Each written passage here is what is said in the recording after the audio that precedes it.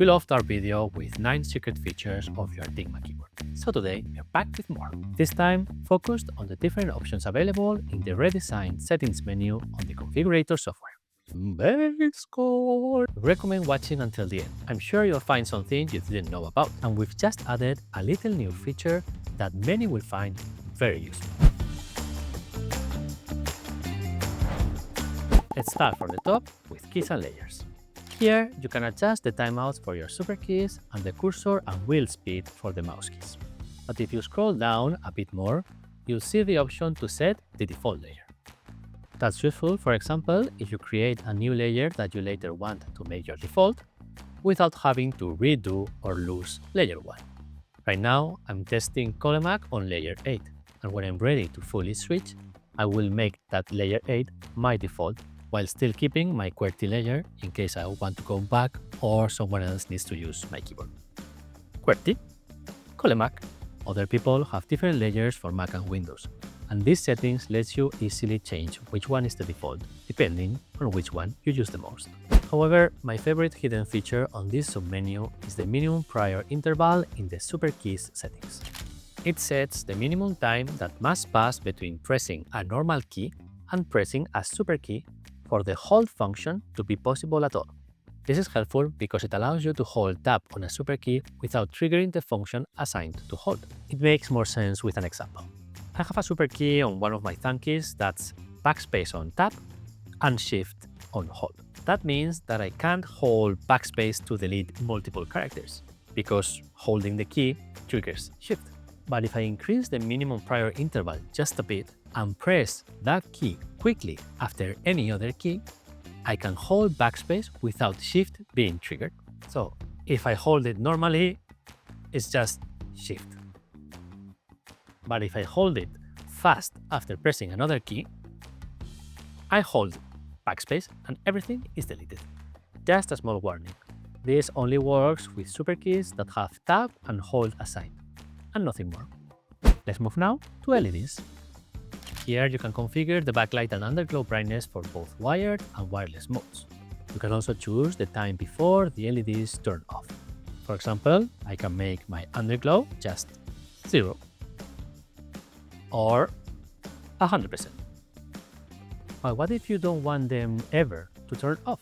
Well, that's the hidden setting. If you set the timer to 0 or off, it means there's no timer, and the LEDs will glow forever. Or until the battery runs out, of course. In the LED submenu, you'll also find another secret feature that we mentioned in the last video, but that I love so much that I'm going to tell you again. Highlight layer change. This feature briefly increases the LED brightness to 100% when you change layers. Yes, I have many layers. It's very useful for increasing battery life. You can keep the LEDs off or at a very low level while still getting a helpful visual indication when you change layers. Next, we have battery, which includes 2 of my favorite hidden features. First, energy saving mode, which gradually lowers the brightness of the LEDs once the battery reaches 40%. You see, I just activated it and the brightness has lowered. I deactivate it and the brightness is back to 100%. But the best one is True Sleep, which puts the keyboard into a deep sleep when you've stopped using it, significantly increasing battery life. And to wake up the keyboard, simply press an alpha key on each side. Ta-da! Then there's the RF settings, which I think most people overlook. Reconnect sides changes the radio frequency channel, which can help avoid interference with other radio frequency devices, such as a mouse. And you can also manage the power of the radio signal in case you want to use the keyboard farther from your computer.